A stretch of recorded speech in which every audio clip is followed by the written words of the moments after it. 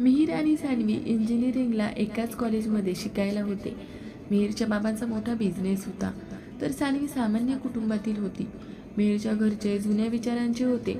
काही दिवसातच त्या दोघांमध्ये एक चांगली मैत्री झाली.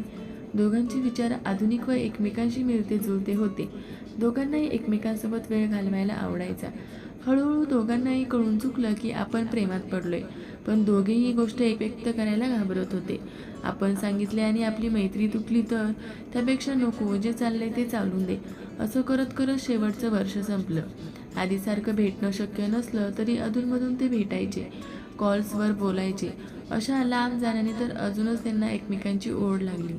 मिहीरला पुण्यामध्ये एका कंपनीमध्ये ऑफर आली व तो तिथे जॉईन झाला. सान्वीही मग पुणेमध्येच नोकरी शोधायला लागली. काही दिवसातच तिलाही तिथे नोकरी मिळाली आणि त्यांचं अव्यक्त प्रेम परत बहरायला लागलं. इकडे सान्वीच्या घरी तिला मुले बघायला चालू केलं. हे जेव्हा सान्वीने मिहीरला सांगितलं तेव्हा तो नाराज झाला. सान्वीचं काही लग्नाचं होण्याआधी आपण पाऊल उचलायला हवं याची त्याला जाणीव झाली. एके दिवशी संध्याकाळी डिनरला बोलावून त्याने आपलं प्रेम व्यक्त केलं. तेव्हा सान्वी थोडा विचार करू दे असं बोलून भाऊ खाऊन गेली, पण मनोमन ती खूप खुश झाली होती. 2 दिवसांनी सान्वीने मिहीरला आपल्या घरी जेवायला बोलवलं. का बोलवलं असेल याचा विचार करतच तो तिच्या घरी पोहोचला. सान्वीच्या आईने खूप छान स्वागत केलं त्याचं. गप्पा गोष्टी चालू झाल्या. थोड्या वेळाने आईने दहीवडे आणून दिले. तेव्हा मला दहीवडे आवडतात हे तुम्हाला सान्वीने सांगितलं का असं विचारलं. तेव्हा तिची आई म्हणाली, हो, मग होणाऱ्या जावयाच्या आवडीनिवडी नकोत का जपायला. हे ऐकून मिहीरला समजलं की सान्वीचं लग्नासाठी होकार आहे. तर खूप खुश झाला तो. त्याला वाटत होतं उठावा आणि तिला मिठी मारावी, पण आई होती म्हणून दोघे एकमेकांकडे आनंदाने बघत राहिले. सान्वीची आई म्हणाली, सान्वीने मला सगळं सांगितलंय. मला आणि तिच्या बाबांना काही प्रॉब्लेम नाहीये, कारण आम्ही तुला आधीपासूनच ओळखतो. तू तुझ्या घरी बोलला आहेस का. मिहीर म्हणाला, नाही आई, मी लवकरच बोलेन. सान्वीची आई म्हणाली, ठीक आहे, तू बोलून घे, मग पुढचं बघूया आपण. मिहीर तिथून निघाला आणि सरळ आपल्या घरी पोहोचला.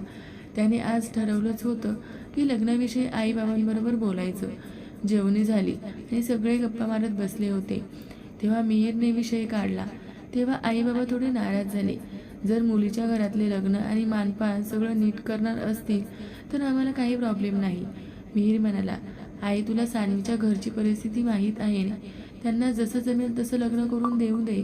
तू जास्त अपेक्षा नको करू. आई म्हणाली, तू मुलगी शोधली आहे ना, बाकीचं आम्हाला बघून दे. ह्या मोठ्यांच्या गोष्टींमध्ये तू पडू नकोस. मिहीरचा नाईलाज झाला. लग्नाची बोलणी करायला रविवारचा दिवस ठरला.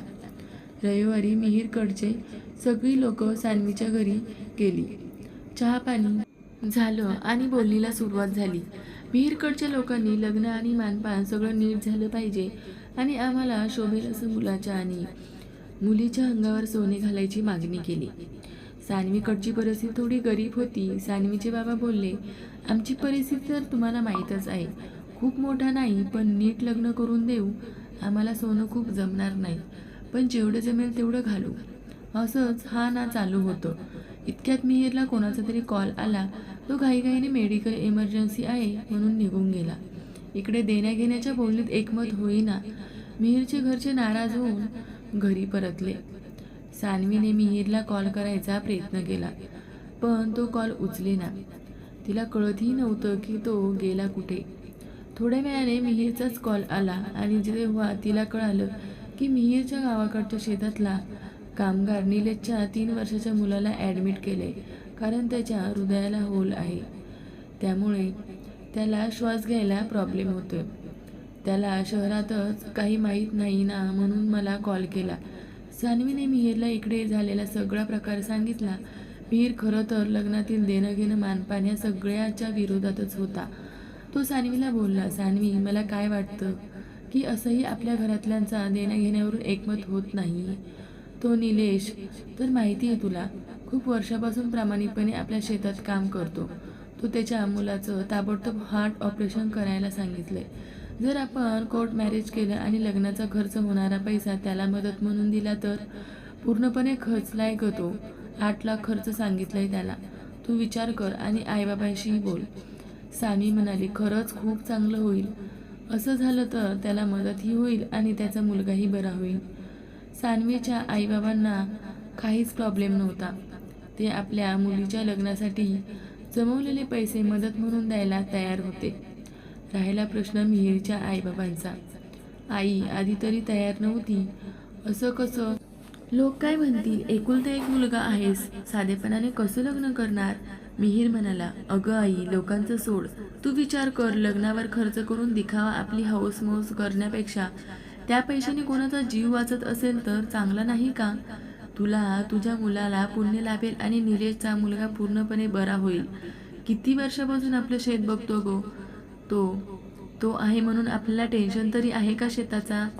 खूप समजवल्यावर आईलाही पटलं ते आणि ती तयार झाली. जवळचाच मुहूर्त बघून मिहिर आणि सान्वीने कोर्ट मॅरेज केलं आणि लग्नासारख्या गोष्टीवर होणाऱ्या अमाप खर्चाला फाटा देत एका मुलाला जीवदानही दिलं. दुसऱ्या दिवशी दोन्ही कुटुंब हॉस्पिटलमध्ये गेले आणि निलेशला 5 लाखाचा चेक दिला. निलेशने मिहिरला मिठी मारली आणि म्हणाला, साहेब, तुमचं हे ऋण मी कधीच नाही फेडू शकणार.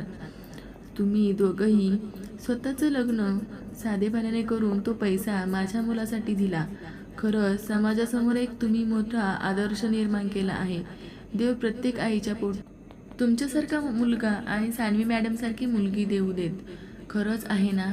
लग्नासारख्या गोष्टीवर खूप पैसा खर्च करण्यापेक्षा तोच पैसा अशा चांगल्या गोष्टीसाठी वापरता आला तर खूप जणांचे प्रॉब्लेम दूर होतील आणि त्यातून मिळणारा आनंद वेगळाच आहे. खूप वेळा लग्नातील मानपान घेणं देणं हा एक दिखावाच असतो. हा दिखावा न करता कोणाला जीवदान किंवा कोणाच्या भल्यासाठी वापरता आला तर समाजाचं देणंही फेडलं जाईल, नाही का? मला वाटतं आजच्या तरुण पिढीने याचा जरूर विचार करावा. मित्रमैत्रिणींनो, तुम्हाला जर स्टोरी आवडली असेल तर चॅनलला सबस्क्राईब करायला अजिबात विसरू नका. Thanks for watching. Bye bye.